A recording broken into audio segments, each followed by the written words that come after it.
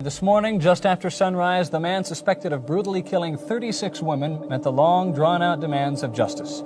Bundy was executed before an atmosphere that was almost circus. What goes through the mind of a man like Ted Bundy in his final hours?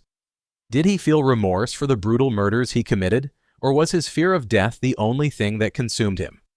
On January 23, 1989, Ted Bundy, a man responsible for the deaths of at least 36 women, had only hours left before his execution. For years, he had evaded justice, manipulating the system and those around him. But now he was trapped in a prison of his own making. Just hours before his execution, a final visitor walked through the prison doors, someone whose presence would shake Bundy in a way no courtroom ever had. This is the final countdown of Ted Bundy, a man who spent years controlling his own fate, only to realize that in the end, there was no escape. Before the final moments in his prison cell, it's important to understand the man who became one of America's most notorious serial killers. Ted Bundy wasn't born evil, but his life slowly veered toward darkness. He was born Theodore Robert Cowell on November 24, 1946 in Burlington, Vermont, to an unmarried young woman, Louise Bundy. Ted's early life was full of confusion, as he was raised by his grandparents, believing his mother was his older sister. His true father's identity remained a mystery for much of his childhood.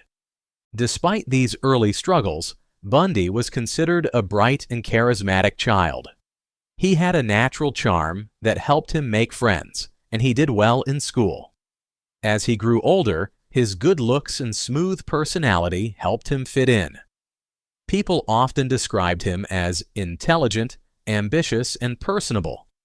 He went on to study at the University of Washington, where he even pursued a degree in law, though he would later use that knowledge for darker purposes. But beneath the surface, Bundy was a man with a dark side. He struggled with relationships, especially with women, and there were signs of violent behavior. As a young man, Bundy's relationships often turned possessive, manipulative, and abusive. In the early 1970s, Bundy began to commit a series of horrifying crimes. He lured women to secluded areas, using his charm to gain their trust before overpowering and assaulting them. His victims were usually young women with long, dark hair parted in the middle, a specific type he appeared to be obsessed with. Bundy's killing spree started in Washington state in 1974, though he would later expand his crimes to other states, including Utah, Colorado, and Florida. The police were unable to connect the dots between the disappearances, and Bundy kept evading capture for years. His charm, intelligence, and ability to stay one step ahead of the law made him a particularly dangerous and elusive predator. He even represented himself during parts of his trial, further displaying his manipulative nature.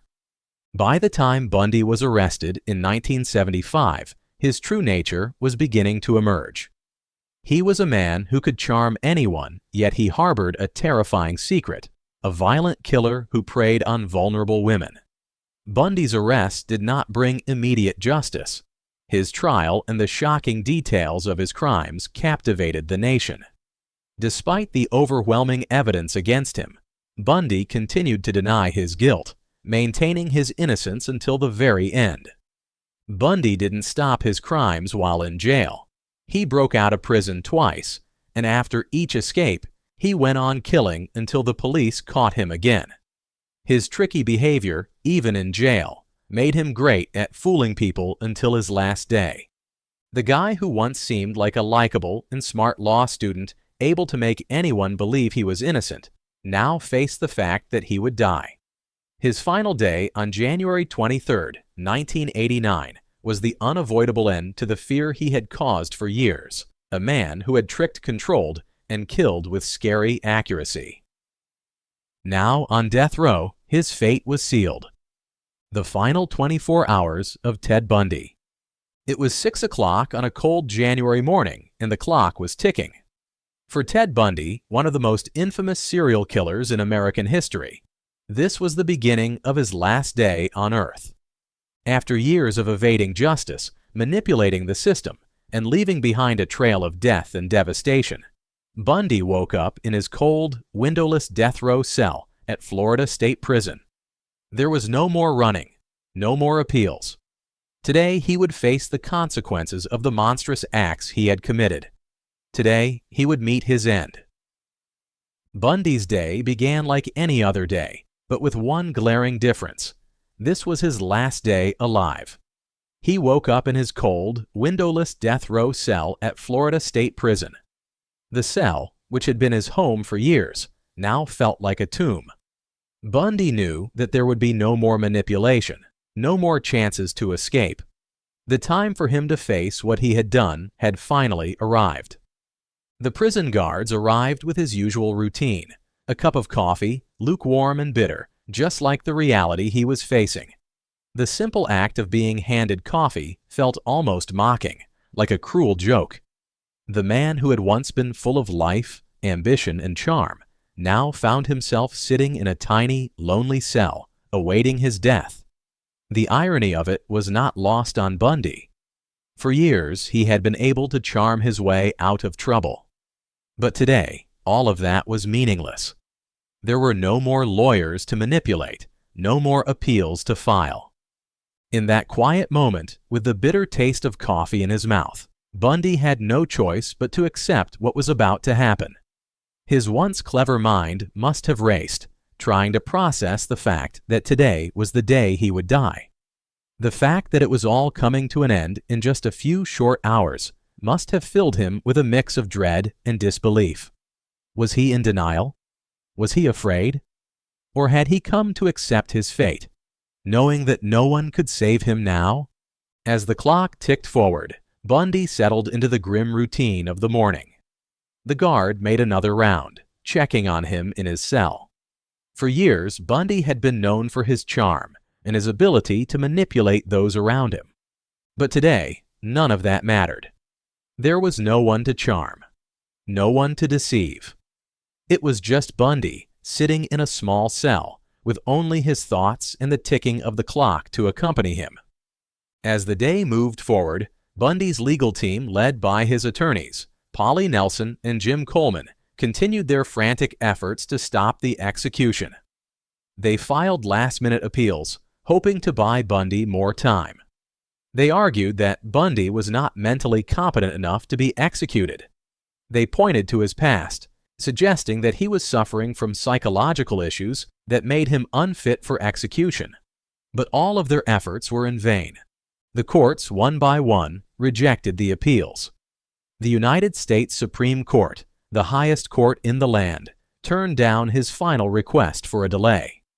Bundy's hopes for a last-minute relief vanished, and his fate was sealed. His legal team had fought hard, but nothing could stop what was coming. Bundy now found himself powerless. He had spent so much of his life manipulating the legal system, representing himself, and fighting for his freedom. But now he was facing a system that he could no longer control.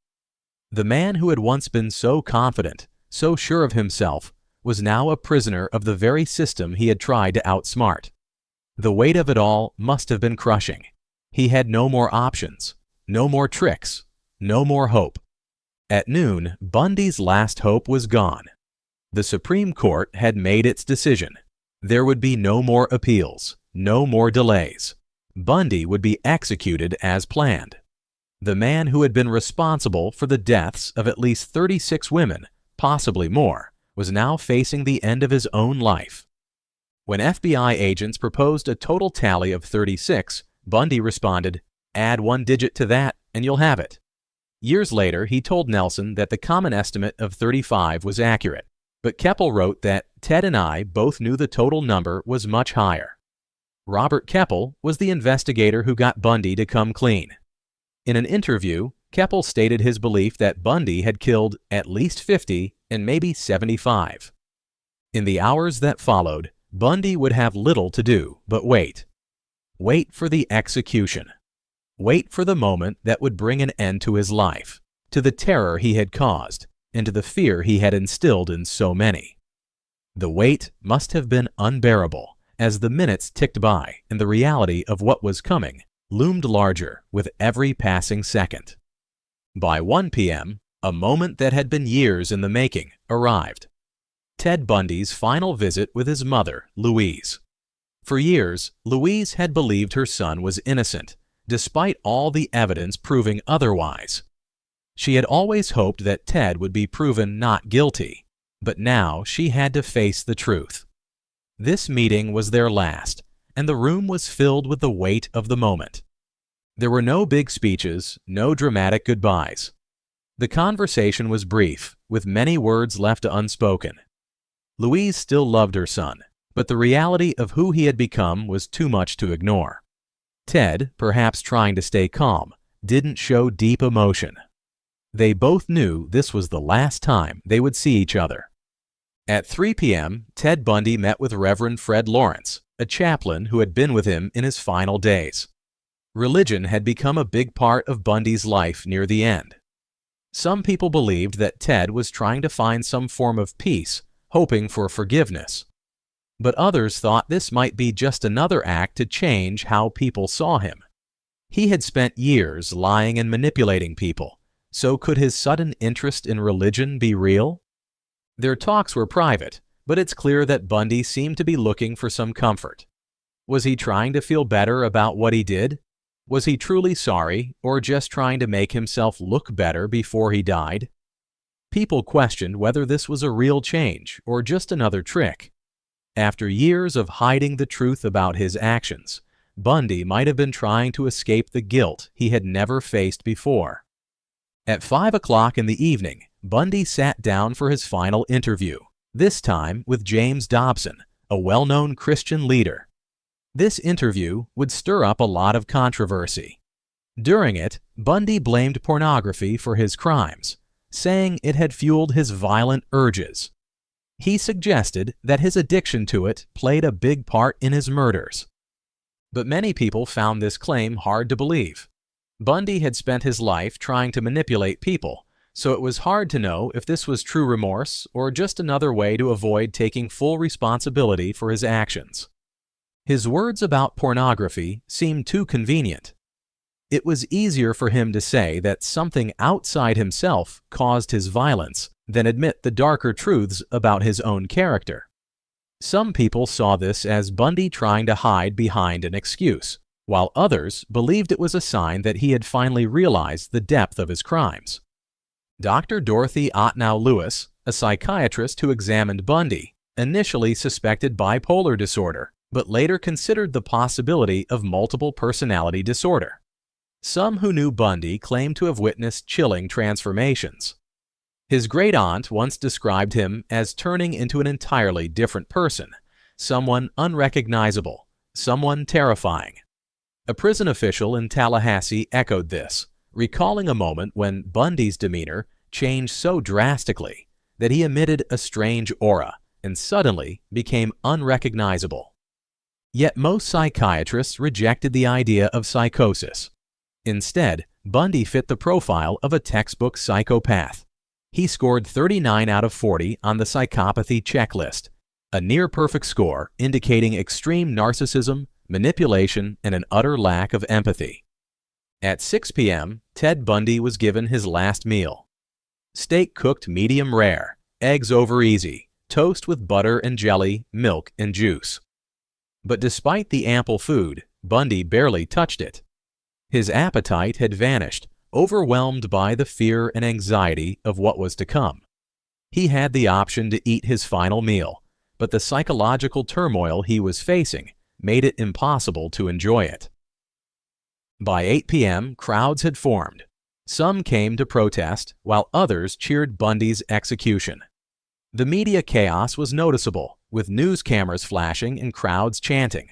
One of the most notorious chants was heard repeatedly in the air. "Burn, Bundy, burn." This reflected the widespread outrage and vengeance that many people felt toward him for his heinous crimes. While the crowd gathered outside, Bundy remained locked away in his death row cell, isolated and alone. By 10 p.m., Bundy had his final meetings with those who had been with him during the last stretch of his life. His attorney, Polly Nelson, and the prison chaplain.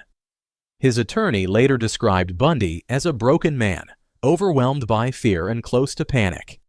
As midnight approached, Bundy's night was filled with silence. By this time, Bundy had been offered medication to help him sleep, but it remains unclear whether he took it. The psychological weight of the situation, coupled with the pressure of knowing that his death was drawing closer, left Bundy in a restless state. The execution. At 6 a.m. on January 4, 1989, Ted Bundy's final moments began with the simple routines of prison life. He was escorted to the shower, his last one before his execution. As he stood under the cold stream of water, it was a quiet reminder that he would never again experience such simple comforts. Afterward, he was dressed in a clean prison uniform, the stark gray fabric marking his transition from life to death. Bundy had been offered a sedative to calm his nerves, but he declined. He chose to face his execution with clarity, unwilling to numb the reality of what was coming. At 6:30 a.m., Bundy was led through the narrow, dimly lit corridors of Florida State Prison. As he made his way toward the execution chamber, the reality of his fear became visible. Those who witnessed the walk described Bundy's palpable anxiety. His body was stiff, his eyes darting nervously as he was escorted to his fate. Witnesses who had previously seen Bundy noticed a distinct change in him now. There was no bravado or faked calmness, only the raw human emotion of fear. As he got closer to the chair, he felt the weight of his past sins, the pain he caused, and the lives he destroyed come down on him. By 7 o'clock, Bundy was strapped into Old Sparky, the electric chair. His wrists, ankles, and chest were tightly restrained, ensuring that he couldn't move as the final moment approached. The electrodes were attached to his body, and a wet sponge was placed on his shaved head to ensure the electrical current would flow smoothly. The room was silent as the witnesses watched, some with faces of anger, others with sorrow. The weight of the moment hung in the air. No one spoke, no one moved. This was the end of a long and bloody journey for Bundy, and all that remained now was the final execution. As the straps tightened and the electrodes were in place, there was no more room for denial, no more chance to escape the consequences of his actions. Just before the switch was pulled, Bundy was given a final opportunity to speak. His words were brief, but they carried a weight that resonated with the witnesses present. He turned to his two friends, Jim and Fred, and said, "Jim and Fred, I'd like you to give my love to my family and friends." There were no grand confessions, no remorseful pleas. There was only a simple message to those closest to him. Bundy's final words reflected a man who chose to focus on the few people who had stood by him, even after everything he had done. At exactly 7 o'clock and 7 minutes, the switch was pulled. 2,000 volts of electricity surged through Bundy's body. Witnesses reported that his body tensed violently in response to the electrical current. The air filled with the smell of burning flesh, a harsh and unforgettable scent that marked the finality of his execution. The man who had terrorized the nation, who had evaded justice for years, was finally being brought to an end in a brutal, irreversible moment. His body twitched, and for a few moments it seemed as though the electrical surge might have been too much, too intense for him to survive. But Bundy's body was still. The execution had been carried out, and the man who had committed such heinous crimes had finally met his end. The prison doctor declared him dead at 7:16 in the morning on January 24, 1989. The time of death was recorded, marking the end of one of America's most infamous criminal stories. It was over. There would be no more trials, no more appeals. Bundy's life had come to a violent and permanent end.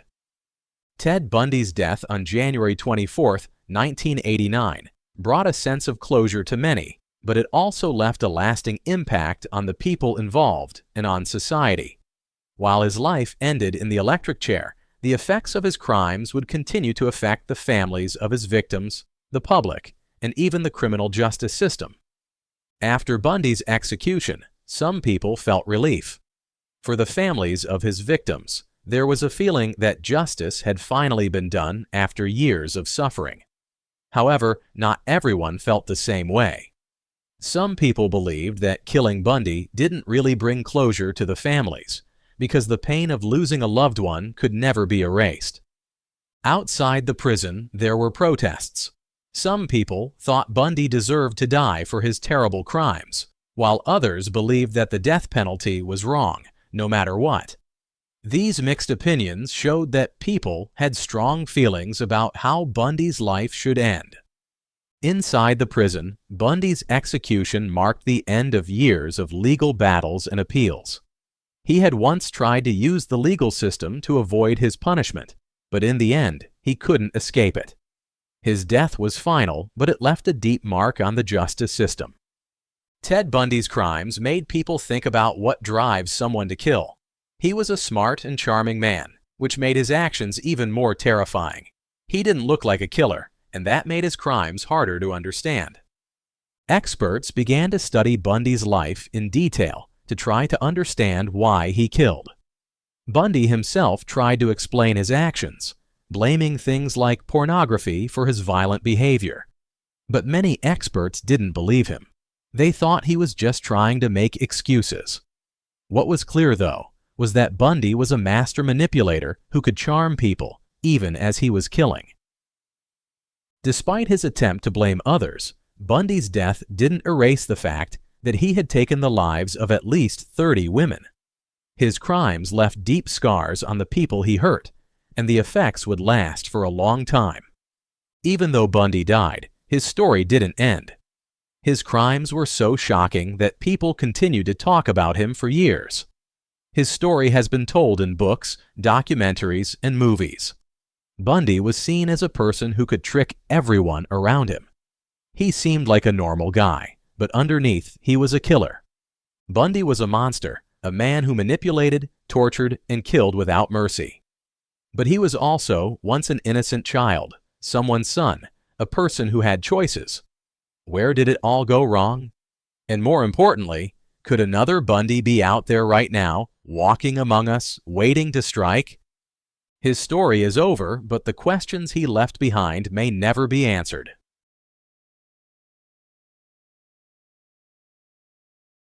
They weren't cut up, they weren't sliced up, no OJ jazz, you know. And he said, I did the most horrendous crime in the whole wide world. Not true? I guess not. All they were was shot and left. If it was a horrendous crime, why didn't I shoot them between the eyes, cut their penis off, stick it in their mouth, you know, do all kinds of gross stuff? All they were was shot and left, you know? Justice or tragedy, monster or victim, society had already decided Aileen Wuornos deserved to die, but was she truly beyond redemption? In her final hours, she left behind words and actions that still spark debate till this day. When Aileen Wuornos took her first breath on Earth in the morning of February 29, 1956 in Rochester, Michigan, her teenage parents, or anyone at all at that time, would never have imagined that her last breath would be by lethal chemicals, a judgment for a serial killer. Parents never know what their kids will turn out to be. Although there are so many reasons to believe that Aileen's childhood heavily contributed to the kind of life she lived. Born to teenage parents Leo Dale Pittman and Diane Wuornos, her early years were marked by instability and abandonment. Her father, a convicted child molester, left her life early, and her mother struggled to provide a stable environment. This early abandonment, coupled with pervasive abuse, would deeply scar Aileen, setting the stage for a life of turmoil. By the age of 14, Aileen was living on the streets, resorting to survival tactics that would further entrench her in a cycle of violence and desperation. She experienced sexual abuse and became pregnant, eventually giving up her child to adoption. The odds were stacked against Aileen early, resorting to make headway through in life in her own crude way. In an interesting turn of events, Aileen never believed that she had it bad in life. She remained of the opinion that she had led a pretty decent life up until her arrest. This disconnect from reality, this inability to recognize the gravity of her actions, adds another layer of complexity to her story. Aileen, popularly known as the Damsel of Death and Hooker from Hell, woke up on the 9th of October, 2002, knowing it's her final morning alive after 10 years following her arrest for murder. Much before she was convicted of murder, she had been charged for driving while intoxicated and for firing a gun from a moving vehicle. Other arrests were made for auto theft, armed robbery, and forgery. Her final charge was for the murder of 7 men. The body of the 7th victim, however, was never found, and so Aileen Wuornos was only sentenced for the killing of 6 men. The victims were men that Aileen met on the interstate highway in Florida State. She would act as a damsel in distress to gain the attention of the men and get them to stop on the highway.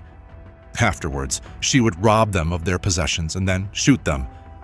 "I killed those men, robbed them as cold as ice, and I'd do it again too. There's no chance in keeping me alive or anything, because I'd kill again. I have hate crawling through my system," she expressed after her conviction. She further assured the system that not giving her a harsh enough punishment would mean putting the world at risk. Aileen was a very complex woman with a complicated story leading up to her death. Her story is one that keeps your mind perplexed and always wondering, was she at fault or was she a victim of her circumstances as well? Or just a pure psychopath who hated men and wanted to kill them all? She claimed to have killed her victims as an act of self-defense, yet admitted to enjoying the act. It all boggles the mind, really. Anyways, this is the story of her final day on Earth, a day filled with defiance, paranoia, and an eerie sense of closure for Aileen, her adopted parents, families of her victims, and the Florida state. In just a few hours, the woman once dubbed the Damsel of Death will take her last breath inside the execution chamber of Florida State Prison and finally embrace death after 10 years on the row. Aileen Wuornos was sentenced to death for the murders of 7 men between 1989 and 1990. She claimed they were all in self-defense, but the jury saw things differently. 7 o'clock in the morning, Wuornos wakes up in her solitary cell at Florida State Prison, reflecting on her life of violence, the betrayal she had experienced during trial, and paranoia of the inevitable end. I'm gonna have to, because I'm like gonna go to jail for something that you did. This isn't fair. My family is a nervous wreck up there. My mom has been calling me all the time. She doesn't know what the hell's going on. Okay. She's got to do, okay? All right. What? I'm not gonna let you go. Her ex-lover, Tyria Moore, had testified against her in court, putting their lesbian relationship on full blast and betraying the trust Aileen had in her for telling her all the details of her crime in the first place. Aileen strongly believed that the justice system was rigged against her so that her story can be used as a source of revenue to sell movies and books. The feeling of betrayal ran deep in her that she just wanted to get over with the process and go to rest in death. Pacing in her cell, talking to herself, her mind, already tormented by years of paranoia and isolation, is unraveling. "You sabotaged my ass society and the cops and the system. A raped woman got executed and was used for books and movies and shit." That I know that the cops knew who I was after Richard Mallory died. I left prints everywhere, and they covered it up and let me kill the rest of those guys to turn me into a serial killer. I know they did, because I was no professional serial killer or anything, or murderer, or whatever you want to call it, you know. Aileen is convinced she's part of a larger conspiracy. She believes the police let her continue killing to turn her into a profitable case, one they could turn into books and films, and she believes she is about to be silenced forever.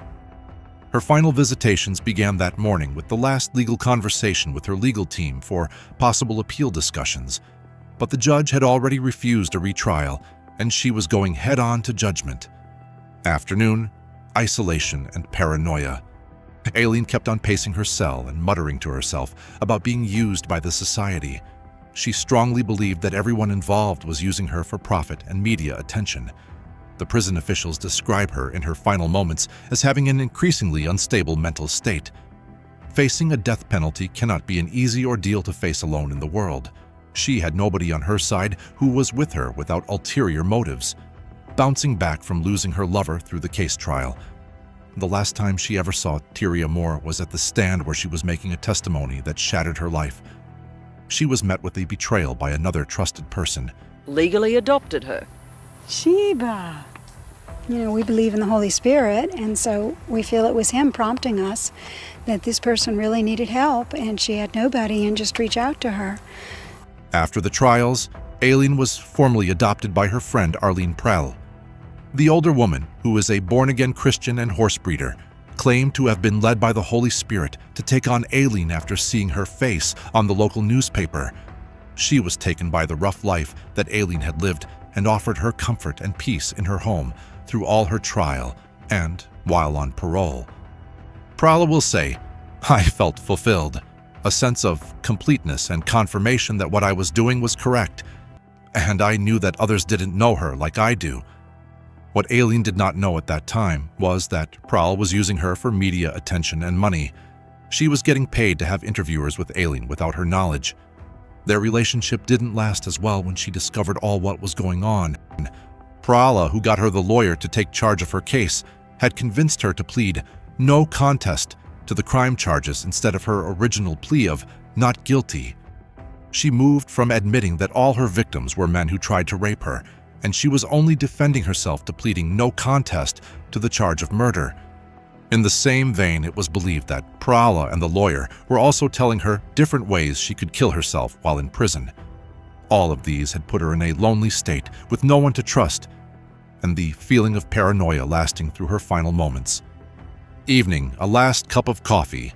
As tradition goes, death row inmates are given a final meal request the night of their execution, but Aileen refuses. At 6 o'clock in the evening, Warnos was offered her final meal.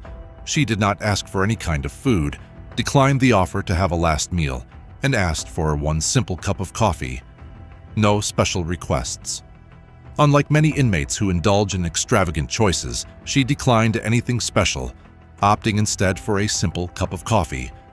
By this time, she had already made peace with her fate. Before her execution, Warnos was known to have expressed strong faith in Jesus Christ and believed she was going to be taken to him through the execution. Her last recorded words to prison staff that night were chilling. "I'm ready to go home." She continued with ranting about various theories on how she has been set up to be executed. The guards noted her last night to have been an odd mix of calmness and outbursts of rage. She was swinging on both extremities at various intervals, and then she finally went to sleep. Her last time. Final morning, October 9th, 2002. 5:30 in the morning, the walk to death. At 5:30 in the morning, prison guards entered her cell to prepare her for execution. She remained calm, walking on her own to the holding area. Witnesses later described her demeanor as eerily composed, a stark contrast to the volatile persona she often projected. She refused breakfast and spoke little, seemingly resigned to her fate, or at least convinced herself that she had. 7 o'clock in the morning, the last conversation. In a small, sterile visitation room, Aileen meets with her final visitor, her spiritual advisor, Reverend Fred Lawrence. She had spent years corresponding with him, discussing faith, redemption, and the afterlife. But Aileen isn't in a mood for salvation today.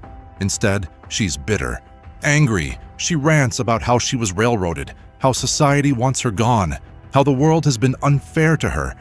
It's one last burst of defiance before she meets her fate. Then, suddenly, she calms down. She tells Reverend Lawrence that she is ready to die, that she'll finally be free. And then she says something chilling, something that would leave an unsettling mark in history. Reverend Lawrence later described her state as a mixture of anger and resignation. Aileen expressed a sense of readiness to die, believing she would finally be free from her torment and be reconnected with Jesus. It is believed that hers and Prala's relationship introduced Aileen to religious concepts, which likely influenced her decision to meet with a chaplain on her final day. These visits were crucial, providing a glimpse into Aileen's state of mind in her final hours. 9:31 in the morning, the execution. At 9:31 in the morning, they came to get Aileen. It's time. The guards lead Aileen out of her death row cell for the final time. She walks without resistance. No last-minute pleas for mercy. No tears. She is strapped to the gurney and IV inserted into her arm. The execution chamber is cold, clinical. Behind the glass, a small audience has gathered. Journalists, officials, and family members of her victims. Aileen is given the chance to speak her last words, and what she says will haunt those present forever. When asked if she had any last words, Wuornos spoke with an unnerving conviction. "I'd just like to say I'm sailing with the Rock, and I'll be back. Like Independence Day with Jesus, June 6th, like the movie, big mothership and all. I'll be back." Was it madness? Was it metaphor? Or did she truly believe she would return? And with that, the lethal injection begins. First a sedative, then the lethal cocktail of drugs. Aileen's breathing slows. Her body goes still. At 9:47 in the morning, the lethal injection was administered. 7 minutes later, Aileen Wuornos was pronounced dead. Outside the prison, reactions were mixed. Some saw it as justice served, while others questioned whether her mental state should have spared her from execution. To this day, her case remains one of the most debated in true crime history. The woman who once roamed Florida's highways, luring men to their deaths, is now gone.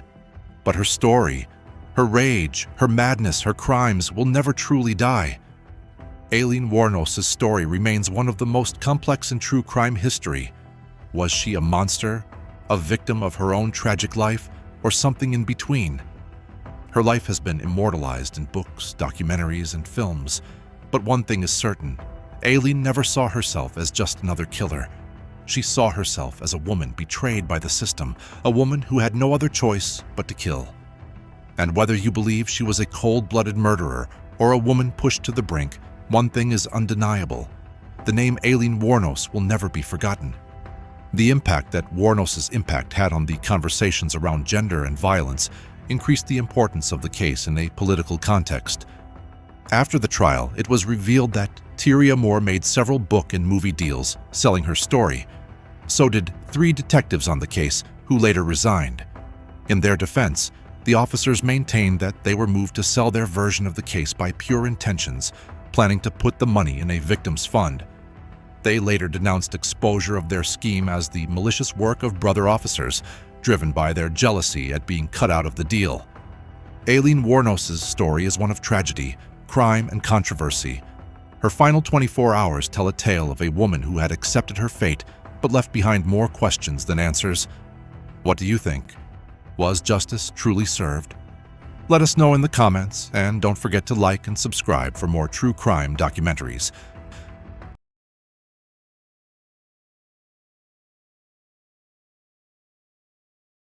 Racist serial killer Joseph Paul Franklin has been executed. What goes through a killer's mind when he knows the clock is ticking toward his final breath? Did he feel remorse for the brutal murders he committed, or was his fear of death the only thing that consumed him? Joseph Paul Franklin, America's most feared racist serial killer, woke up on November 19, 2013, knowing he had less than 24 hours to live. After decades on death row, his time had finally run out. But what happened in those last hours was not what anyone expected. A shocking visitor, a final confession, and a last-minute twist that nearly stopped his execution. This is the haunting final day of Joseph Paul Franklin. Joseph Paul Franklin didn't start out as a killer. In fact, for much of his early life, he was just another troubled young man trying to find his place in the world. But somewhere along the way, that darkness grew. And by the time he was in his 20s, his name would become synonymous with terror and hate. Born on April 13, 1950 in Mobile, Alabama, Franklin was raised in a turbulent household. His father, a deeply religious man, and his mother, who struggled with mental health, created a chaotic home environment. Franklin's father was strict, and the family moved frequently, which isolated him from forming stable friendships. By the time he was a teenager, Franklin had developed a strong sense of alienation and began adopting extremist views. In his early adulthood, Franklin became obsessed with the idea of racial purity, and by the 1970s, he was actively involved with white supremacist groups. His beliefs were deeply influenced by his growing animosity towards interracial relationships and civil rights movements. especially after reading books by radical figures like George Lincoln Rockwell, the founder of the American Nazi Party. Joseph Paul Franklin's crimes were as shocking as they were ruthless. For years, he roamed across the country, fueled by an obsession to cleanse the world of those he saw as inferior, especially Black and Jewish people. His mission was filled with violence, and he left a trail of destruction wherever he went. In July 1997, Franklin's spree began with an attack on Beth Shalom Synagogue in Chattanooga, Tennessee. He firebombed the building, but due to the early departure of some worshipers, there were no fatalities. It was a narrow escape, one that Franklin would later boast about, explaining it was only the beginning of his mission to eliminate undesirables. In August 1977, in Madison, Wisconsin, Franklin shot and killed an interracial couple, Alphonse Manning Jr. and Tony Schwen, in a mall parking lot. This brutal act was the first of many, and Franklin would later be convicted of both murders. In October 1977, in St. Louis, Missouri, Franklin opened fire outside a synagogue, killing Gerald Gordon, a respected Jewish community leader. In July 1978, in Chattanooga, Tennessee, Franklin firebombed a synagogue, causing massive damage. Though no one was hurt, the message of terror was clear. In March 6, 1978, in Oklahoma, he shot and killed a Black man and his white girlfriend as they walked across a parking lot. The victims were targeted solely because they were an interracial couple. Hours later, Franklin carried out another sniper attack on another interracial couple, killing the man instantly. In 1979, Taco Bell manager Harold McIver, a Black man, was fatally shot through a window from 150 yards in Doraville, Georgia. Franklin confessed, but was not tried or sentenced for this crime. Franklin said that McIver was in close contact with white women, so he murdered him. Again in August, Franklin shot Raymond Taylor. He was seated in a Burger King restaurant in Falls Church, Virginia. In 1980, Franklin confessed to shooting and seriously wounding civil rights activist and Urban League president Vernon Jordan after seeing him with a white woman in Fort Wayne, Indiana. Franklin initially denied any part in the crime and was acquitted, but later confessed. In July, Franklin killed cousins Darrell Lane and Dante Evans Brown in Cincinnati, Ohio. Waiting on an overpass to shoot a racially mixed couple, he shot the boys instead, a crime to which he later confessed. He was convicted in 1998 and received 2 life sentences for these murders. Franklin shot and killed Arthur Smothers and Kathleen McCullough with a high-powered rifle in 1980 as the couple walked across the Washington Street Bridge in Johnstown, Pennsylvania. Smothers was Black. McCullough was white. On the day of the murder, Franklin took a concealed position on a wooded hillside overlooking downtown Johnstown and waited for potential targets to enter his line of sight. He was never arrested for these murders, but he confessed to them during a jailhouse interview after he was apprehended. In total, Joseph Paul Franklin confessed to more than 20 murders across the country. He saw every killing as part of a racial cleansing mission, cold, calculated, and without mercy. For years, Joseph Paul Franklin managed to evade the law, but his eventual capture would be both a stroke of luck for law enforcement and a dark chapter in his criminal history. Franklin was arrested in 1980 after he attempted to rob a store in Missouri, though not for the murders he had committed. This arrest led to the eventual unraveling of his string of crimes.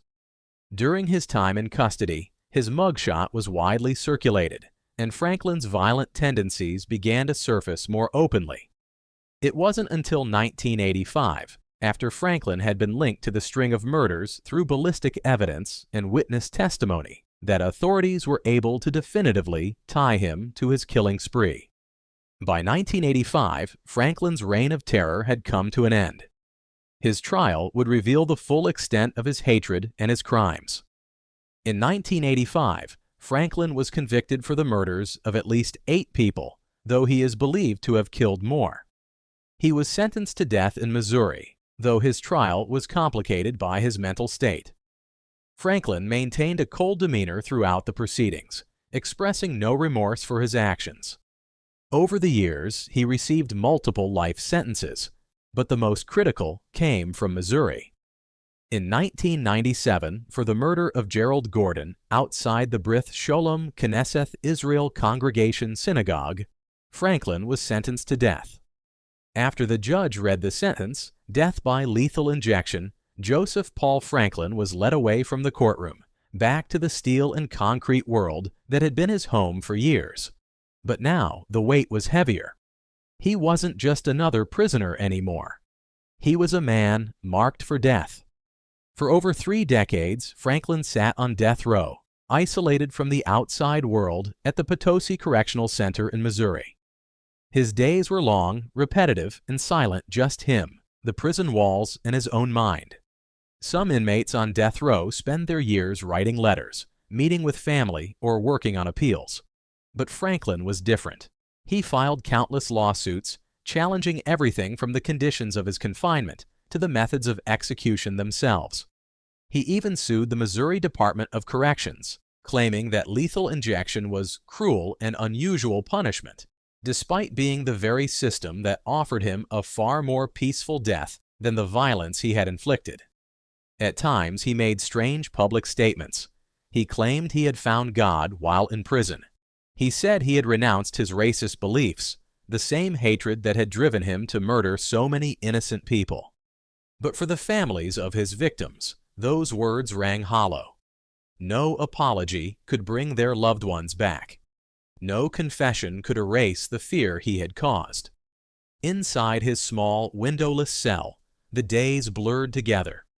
The years dragged on. Appeal after appeal was filed and denied. Hope became thinner with every letter, every court date, every passing year. Still, Franklin fought. Even in his final months, he filed emergency appeals, arguing that the drugs used in Missouri's lethal injections were unsafe. But the courts had heard enough. The families had waited long enough. The sentence that had been handed down all those years ago would finally be carried out. In November 2013, the final execution date was set. There would be no more delays. There would be no last-minute rescue. Joseph Paul Franklin, who had spent a lifetime judging others and deciding who should live and die, was now left to face his own ending. Alone. The countdown to his final 24 hours had begun. November 19, 2013. The clock started ticking on Joseph Paul Franklin's last full day alive. In less than 24 hours, he would be dead. At 6 o'clock sharp, as the first gray light of morning crept over Potosi Correctional Center, a steel door clanged open.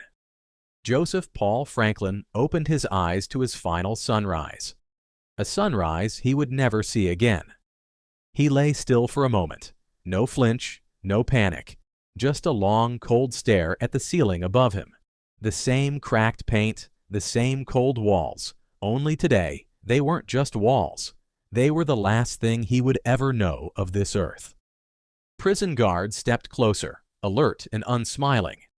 Franklin was officially placed on death watch, the most intense, suffocating supervision a man could endure.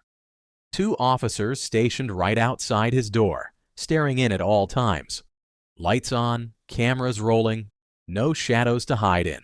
Every breath, every blink, every move, recorded, logged, and judged. But Joseph Paul Franklin didn't rage against it. He didn't scream, beg, or break down. He just sat up slowly, like a man standing at the edge of a cliff, looking down without fear. What was running through his mind? Was it the faces of the people he gunned down? Was it memories of a violent life fueled by hate?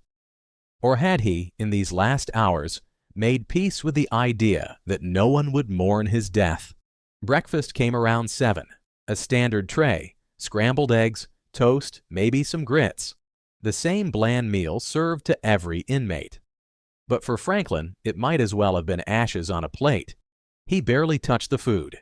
He picked at it without focus, as if the simple act of eating was beneath him now. His body was still alive, but his mind was already halfway gone. No visitors came that morning, no family, no friends, not a single soul from the outside world wanted to say goodbye. And Franklin? He didn't ask for them either. He spent those quiet morning hours alone, locked in a concrete tomb of his own making. But while Franklin sat behind bars, cold and calm, outside the prison walls, a storm was brewing. One unexpected legal move was coming, and it would throw his final day into chaos. As the noon hour crept over Potosi Correctional Center, the walls seemed to close in tighter around Joseph Paul Franklin. Every tick of the clock was a countdown now, not just to death, but to judgment. By midday, Franklin remained eerily calm. He showed no outward signs of fear, no pleas for mercy. He had no visitors scheduled, no family, no last-minute spiritual advisors. Only guards and the cold machinery of the justice system surrounding him. Lunch was served around noon, another basic prison tray, the same as any other day. But this meal was different. This was a dead man's meal. And yet Franklin barely ate. He pushed the food around, unfocused, almost detached from the reality tightening around him. Inside his mind, what played? Was he reliving the twisted ideologies that drove him to murder innocent people? Then, just when it seemed the road to death was clear, chaos struck. At around 2 o'clock in the afternoon, news broke. A federal judge had halted the execution, questioning the use of Missouri's lethal injection drugs. A temporary stay of execution was ordered. For a few surreal hours, Franklin's fate hung in limbo. Would he die tonight? Or would the clock reset and buy him a few more tortured months or years? Inside his cell, Franklin received the news, but witnesses said he showed almost no reaction, no smile, no outrage, just that same ghostly calm, as if death, delay, or freedom made no difference anymore. But the system was moving faster than Franklin could imagine. By nightfall, a higher court would make a decision that sealed his fate once and for all. As darkness settled over Missouri, the walls of Potosi Correctional Center seemed to pulse with tension. For Joseph Paul Franklin, every hour felt heavier than the last. The night of November 19th would be his last night alive. By 6 o'clock that evening, the mood inside the prison had shifted. The temporary stay on Franklin's execution was lifted. The 8th U.S. Circuit Court of Appeals had ruled. The execution would proceed as planned. Missouri had planned to use propofol, the surgical anesthetic made infamous by the death of pop star Michael Jackson. But Nixon reversed that decision after being warned that the European Union, whose members forbid capital punishment, might halt shipments of the drug, leading to shortages for medical purposes. Missouri and other states that conduct executions have had to scramble for new drugs after European-based manufacturers banned American prisons from using their drugs in executions. When Franklin heard the news, there was no visible outburst, no panic, just that same eerie calm, the look of a man who had accepted that his time had finally run out. Inside his small death watch cell, the preparations began. He declined a special last meal and instead ate the standard prison dinner. A basic tray of meatloaf, potatoes, vegetables. Franklin ate little. Some witnesses later said he barely touched the food at all. No visitors came to see him, no final embraces, no tearful goodbyes. He was utterly alone. As the hours crept past 8, 9, 10 o'clock, the prison staff kept close watch. Franklin remained quiet and cooperative, just waiting. Some prisoners beg for their lives, others rage against the injustice. But Franklin? He sat in silence, staring at a world he would soon leave behind. Around 11:30, guards moved Franklin to the holding area next to the execution chamber. He was fitted with restraints, asked if he had any final words. He declined. No final statement, no apologies, no justifications. There was only the slow shuffle down the final hallway, a dead man walking toward the cold metallic table where the last act would unfold. As the clock struck midnight on November 20th, time became a living, breathing presence inside Potosi Correctional Center. Every second echoed louder than the last. Joseph Paul Franklin had less than 6 hours left in this world. He lay on the thin mattress of the holding cell, knowing there would be no sunrise for him. There was no religious counselor by his side, no family members watching from behind the glass. Just the cold company of guards, medical personnel, and the ticking hands of death. At around 5:30 in the morning, the final preparations began. Franklin was escorted into the execution chamber, a sterile, fluorescent-lit room designed for one grim purpose. It was time. Dressed in a simple prison uniform, Franklin was led quietly down the hallway to the execution chamber inside Missouri's Potosi Correctional Center. Witnesses watched from behind a glass pane as Franklin, wearing black-rimmed glasses and his long hair tucked neatly behind his ears, was strapped to the gurney. When asked if he had any final words, Franklin simply stared ahead. He chose silence over any last statement. Not a single word was spoken. At exactly 6:07 a.m., the execution began. For the first time in Missouri's history, a single drug, 5 grams of pentobarbital, flowed into Franklin's veins instead of the usual 3-drug cocktail. Witnesses from the Associated Press watched closely. Franklin blinked a few times, breathed heavily, swallowed hard. Then, his chest began to slow. He breathed a few more heavy, desperate gulps, and then he simply stopped breathing. By 6:17 a.m., he was officially pronounced dead. The guards closed the curtains as medical personnel checked for a pulse. Just like that, a man who spent his life trying to destroy others was finally gone. Missouri Governor Jay Nixon later issued a statement. The cowardly and calculated shootings outside a St. Louis area synagogue were part of Joseph Paul Franklin's long record of murders and other acts of extreme violence across the country, fueled by religious and racial hate. There were no riots, no crowds, no final words of hate, only a silent, empty room, and the closing of one of America's darkest chapters. His victims were forever lost, and the hate he spread in his lifetime still echoes in dark corners of the world. While Franklin's execution brought an end to his terror, it didn't erase the scars he left behind. But perhaps the most haunting part of Franklin's legacy is this. In his final hours, he showed no remorse, no last-minute change of heart, no acknowledgement of the lives he destroyed, or the hatred he fed. His death wasn't about closure. It wasn't about forgiveness. It was simply the closing chapter of a life built on violence and fear. Yet the question remains, was justice truly served? His execution might have silenced one man, but it has only added fuel to the debate surrounding the death penalty. For some, Franklin's death was long overdue. For others, it raises deeper questions about accountability, redemption, and the price of vengeance. As we reflect on Franklin's final moments, we're left to grapple with a chilling truth, that in a world fueled by hatred, there will always be another Joseph Paul Franklin lurking in the shadows, waiting to leave their mark.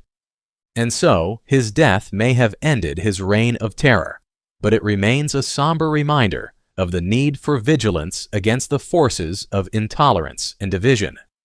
Thank you for watching. If you found this story eye-opening, hit that like button, subscribe for more deep dives into true crime, and leave your thoughts in the comments below. Do you think justice was served? Let's talk about it.